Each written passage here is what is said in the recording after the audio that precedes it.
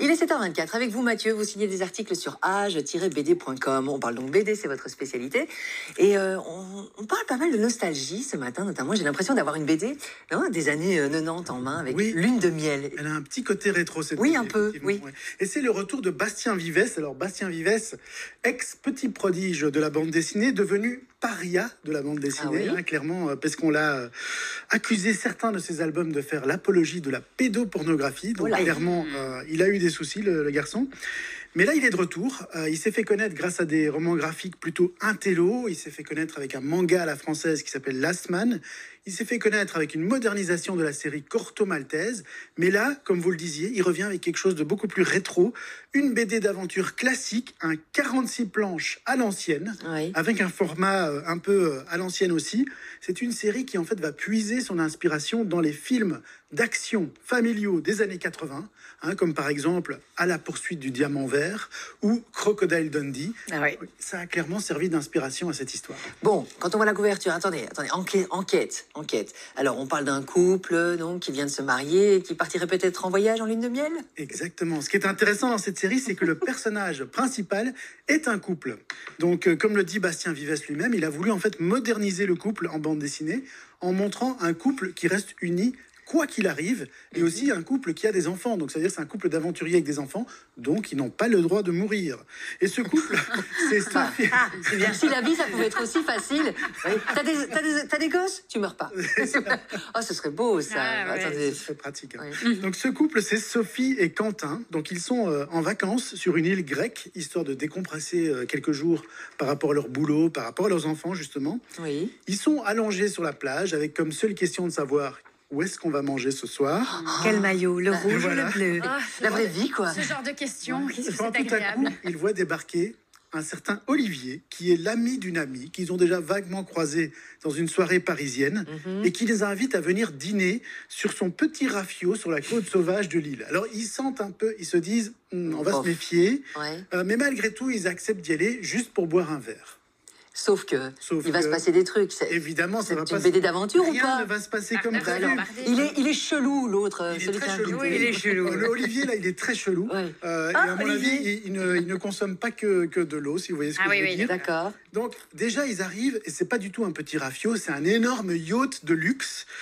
Et une fois à bord, ils découvrent qu'ils sont en fait entourés de mafieux, de trafiquants d'art, qu'il y a sur ce et qu'il y a sur ce bateau des tas d'œuvres d'art, d'objets précieux, notamment une sorte de sceptre égyptien que Sophie, sans faire exprès, arrive à ouvrir et sort de ce sceptre égyptien un énorme papillon rouge, un sphinx. C'est pour ça que la BD s'appelle... qu'il y a le papillon. Quelque chose avec le sphinx. Le baiser. Le baiser du sphinx, voilà. Quelque chose avec le sphinx. Et en fait, c'est le début des ennuis pour notre couple d'aventuriers parce que la soirée, en fait, elle va tourner au règlement de compte sanglant entre tous ces barons de la pègre. Et donc, la question, c'est est-ce qu'ils vont parvenir à sortir vivants de ce bateau? Oh là là, parce qu'on dit qu'on meurt pas quand on a des enfants, mais peut-être qu'on va mourir quand même dans la bande dessinée. Qu'est-ce qui vous a plu, Mathieu, dans la BD? C'est un polar maritime, rythmé, efficace. C'est du divertissement pur. Clairement, on sent toujours une certaine ironie dans le ton chez Bastien Vivès. C'est plus fort que lui. Mais il essaye de faire vraiment quelque chose de grand public. Il a renoncé aussi au noir et blanc. On est dans une bande dessinée couleur. Et donc, il mélange pas mal d'ingrédients dans cette BD. Il ajoute aussi un peu de suspense. Il y a des requins, comme dans Les Dents de la Mer. Donc, est-ce que ça va marcher? Est-ce que ça va permettre à Bastien Vivès de renouer avec le succès? On le verra bien, parce que je pense que ses fans risquent peut-être d'être un peu désarçonnés par cet album. Mais ce qui est intéressant, c'est que le tome 2 de la série, qui s'appelle Le secret de Coatlicue, il sort déjà de Coatlicue. Il squatte le cul de qui? Qu'est-ce que c'est? On change de genre? C'est quoi? Le sphinx et le quoi? Donc, ce nouveau tome qui s'annonce très prometteur. Oui. Là, ça donne envie. Il sort déjà le 14 mai. Donc, si vous aimez la série, vous aurez déjà tout de suite le tome 2. Merci beaucoup, Mathieu. Et alors, quand on regarde la quatrième couverture, il y a un air de ressemblance quand même entre le Bastien Vivès, regardez, on a la photo noir et blanc là, et le héros, regardez, là, c'est la fin, c'est la dernière de couverture, avec Bastien Vivès et lui. Oui, et c'est pareil avec ses héroïnes. Ces héroïnes, elles se ressemblent toujours un peu. Et là, en fait, j'en ai déjà parlé avec lui. Et en fait, c'est sa femme. Voilà, il me semble. Oui, on me la fait pas, j'ai l'œil. Une muse. On joue maintenant par SMS. C'est un peu Indiana Jones, quand on réussir à relever la quête. Lune de miel de Baiser du Sphinx. On joue maintenant par SMS si ça vous dit.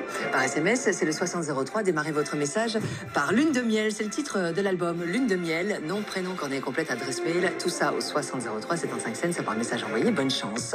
On va quitter le monde du vintage, mais on va rester dans l'histoire avec White Only. Ça donne déjà fort envie avec une femme pas comme les autres. C'est ça. On va parler de tennis aux États-Unis dans les années 40. Des États-Unis qui étaient encore très ségrégationnistes à l'époque. Pour une joueuse de tennis noire américaine, c'était pas évident à l'époque. Ce sera tout à l'heure aux alentours de 7h45. On marque une pause, on se retrouve juste après avec les infos. À tout de suite.